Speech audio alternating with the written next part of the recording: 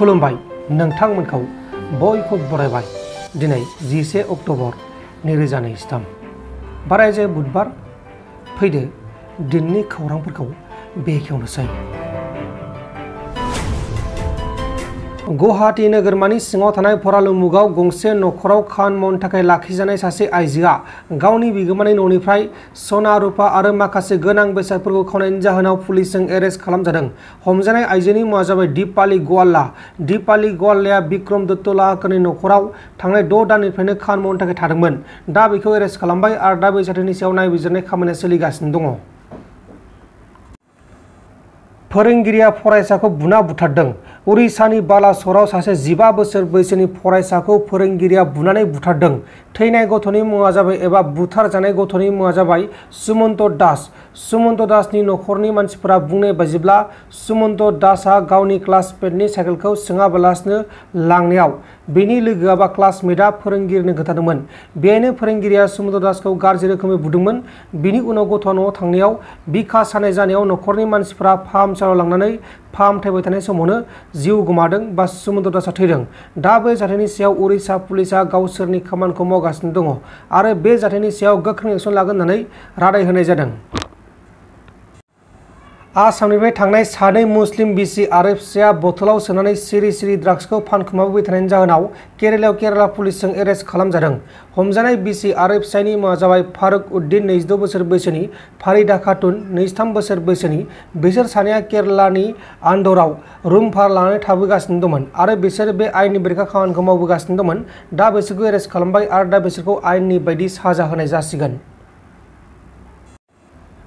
मोनसे गिथाव बाथाव जाथाय। बे गिथाव बाथाव जाथायाव नखरसेनि 5 सुबुङा अबथिरायै जिउ गोमानांगौ जाबाय। पान्जाबनि जालन्धाराव हरखाबै गंसे फ्रिजनि कम्प्रेसरआ बेरना होनायाव नखरसेनि 5 सुबुङा जिउ गोमादों। थैनाय 5 सुबुंनि गेजेराव 3फोरा गथ'फोरमोन। गथ'फोरा बैसोबो जायाखैमोन आरो गेलेगासिनो दंमोन। थैनायफोरनि मुङा जाबाय गाय 60 बोसोर बैसोनि, रुचि 40 बोसोर बैसोनि, मानसा 14 बोसोर बैसोनि, दिया 12 बोसोर बैसोनि आरो अक्षय 10 बोसोर बैसोनि।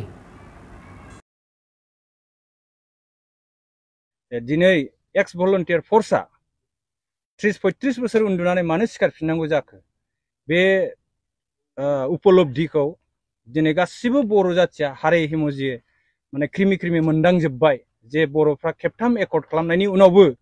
दिनै बेसेबां क्रिटिकेल पर्यायाव जाथिया माने जोबस्रांफिनलांनो नागिरदों। दा बे जिनिसखौ जों बिराद गाज्रि धरनै नोजोर होबोनांबाय आरो जों स्टाडि खालामनानै नुबाय जे बर'आ थारमाने आल्टिमेटलि जोंनि बर'नाव जे माने गावस्रानाय पलिसि, बे गावस्रानाय पलिसिखौ सभिनिस्टफ्रा ओरैबायदि गाज्रि पलिसिजों लांबाय माने टुडे टुमर' डे आफ्टार टुमर' माने जाथिखौ जोंखौ माने फोजोबस्रांहैनो आरोखि जाथिखौ। जायनि थाखाय जोंनि दा जों सुथुर होनोबा जोंनाव जि माने टेरेबल पलिटिक्स स्टार्ट जाबाय, डाइभारसिटि जि आराम्भ खालामबाय, थारमाने जों बर'खौ थारमाने खुनु दिन आरो जों खौसे खालामफिननो हानायनि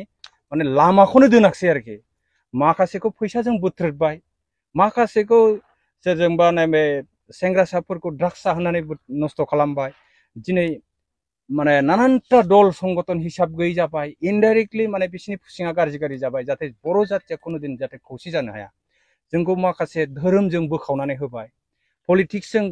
स्रा बोखावबाय। दिनै स्टुडेन्ट अर्गानाइजेसनफोरखौबो स्रा बोखावना होनायनि बिसि पलिसि लादों आरोखि। दा बेफोर जिनिसखौ नुनानै जोङो दा भलन्टियारफ्रा दहाय जोंना चिरांनि आफादगिरिया जेरै बुंदों माबाना निसमानिया बिथाङा जों बोरायाखै होननानै। नाथाय जोङो जोंनि बर'नि जे अलखद, बे अलखदखौ नुनानैसो जों माने बैसो जानो बाबाय आरोखि। जोंनि जाथिनि इसुखौ नुफिननानै आरोखि। दा जों ओरैबायदि स्रां नुबाय जे बर'आ 10 बोसोरनि उनाव माने जोबस्रांलांनायनि बिदि लामायाव दं आरोखि। ओरैबायदि गाज्रि राजनिति सोबाय माने जोंनाव माने जों दा सिखारफिननो हानांगौआ बिराद क्रिटिकेल आरोखि। दा जों सोलिफु सरकारनि सायाव जोङो माने पलिटिक्सआ जेखि पलिटिक्स खालामा, जुदि जाथिया फिक्स मोनसे बाउन्डारिनि सिङाव थानायमोनब्ला बा जोंहा पार्मानेन्ट माने सलुसन खामोनब्ला, स्टेट खामोनब्ला, बेहाय नों माने ए टु जेड अर्स गेलेयो ना बिराद सुपार माने सुन्दर स्टानिं एलिगेन्ट इलेक्सन गेलेयो ना मायो, जोंहा बाहाय बुंनांगौ खोथा गैयामोन आरोखि। खिन्थु जोङो दिनै सिकुट नङा जाथिया, जों जाथिया सिकुट नङा जोंनि कालसारखौ लानानै। जों दिनै 8 सिडुलाव मोनलायनाया जों बिसफोराव दिनै रायखांजायोसो माने बर'खौ माने माबा होफाबाय अफिसियेल लेंगुवेज होफानाय जादों मा जादों होननानै बिदि डिक्लेयार खालामजालाबायो बेथ' लासिं सिं खोथा जों नेसनेलाव जों मोनखानाय 8 शिड्युलाव जों बे लेंगुवेजखौनो जों दिनै इन्जय खालामनो बावनानै थायो बर'फ्रा बेहाय जोंनि मा भुल जादों जोंनि एवारनेसनि एसे खम जादों आरोखि दा सोलिफुनाय सरकारनि सायाव जोंहा बुंनांगौ जेबो खोथा गैया जों बिसोरखौ बेखौल' खावलायगोन जे जेखि पलिटिक्स गेलेया गेले खिन्थु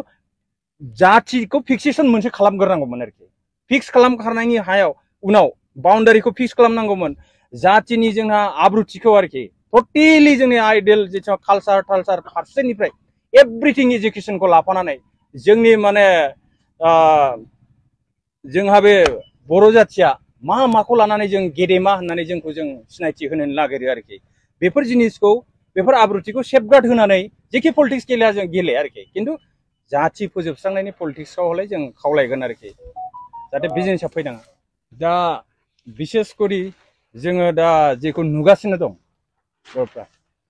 जोंनि नुनायाव ओरैबायदि जों नुबाय नेशनेल पलिटिक्सखौ नोजोर होयोब्ला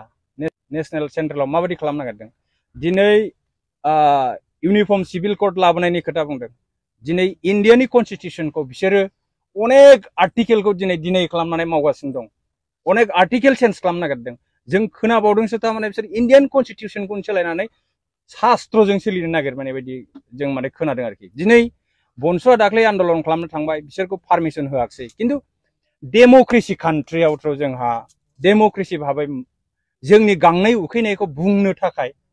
जोंहाथ' राइट्स दंमोन जोंखौथ' बेखिनि खालामनो बा जोंखौ प्रदर्शन खालामनोथ' जोंनो पारमिसन होथारनांगौ बेथ' खुनु पध्य बे माने गणतन्त्र देशआव बे जिनिसा डेम'क्रेसि देशआव बे जिनिसा खुनु दिन नङा आरोखि जोंनाथ' राजतन्त्र नङाथ'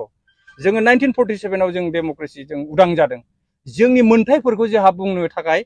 जोंहा इन्डियान कनस्टिटिउसनाव जोंनो बिदि फ्रिदम होखादों फान्डामेन्टेल राइट्सखौ जों बिनो थाखाय थ' दिनै जोंनि गांनाय उखैनायखौ जों बुंनो मोनाब्ला जों बेखौ डेम'क्रेसि होननानै मारै साननानै लागोन आरोखि दा बे बिथिङाव जों सिन्था खालामदों दा बेफोरबायदि राजनितिकनि थाखाय जोंनि दिनैनि माबाया दिनैसिमबो जोंनि बर'नि एकर्डआ दिनैसिमबो फुलफिल बा साफिसियेन्ट जाबोआखै आरो परबर्ती जे दा मुभमेन्ट खालामनो नागिरनायाव जों बिदि होबथा जादों बेहायथ' बिराद गाज्रि जेनेबा जोंनि जाथिखौ सोखावना होनायसो दा डाइरेक्टलि बिसोर फैया जोंनि मानसिखौनो बाहायनानै जोंनि मानसिजोंनो होबथा होनाय बेफोरबायदिया सोलिबाय थादों आरोखि दा बेखौ जों नोजोर होनाया बेल' जों खावलायगोन बिनिफ्राय जे भलन्टियार फर्सआ गिबिसिन आन्दलन खालामनायाव जों स्टार्ट खालामबोदों उपेन्द्रनाथनि दैदेननायाव दा जोङो बिथांनि नामखौनो लानानै जों दिनै ओंखारफिनदों आरो दिनै बर'नि जेखि दल संगठन जाया बिथांनि नामखौनो सिगाङाव दोननानै जों मावनो ओंखारबोयो दा बिथांनि आइडियलजिखौनो होसोनानै बिनि इनकमप्लिट माखासे ड्रिमखौ आरोखि इनकमप्लिट ड्रिमखौ जोङो मावफुंफिननो होननानै जिहेतु मोनसे समाव जोङो बन्डेडमोन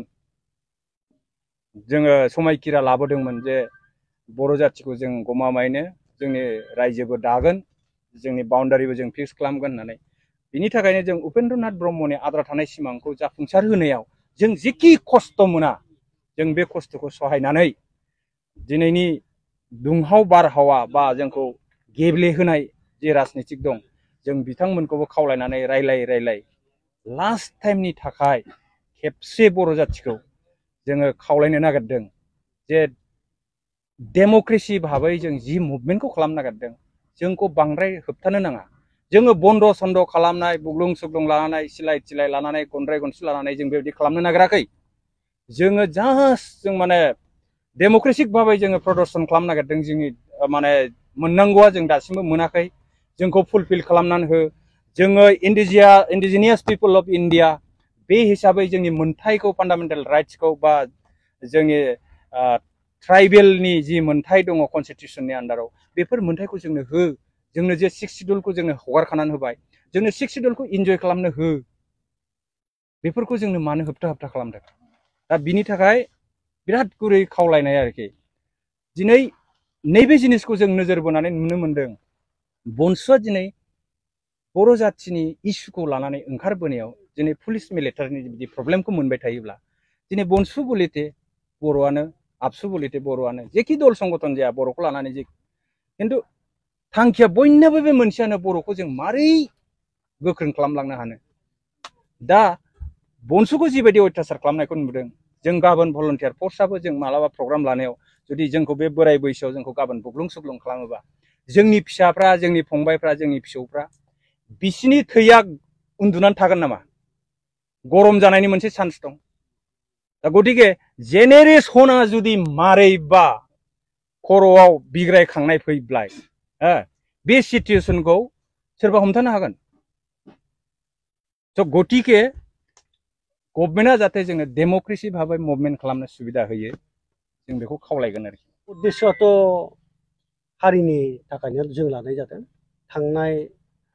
1989 मायथाइनि 21 एप्रिलाव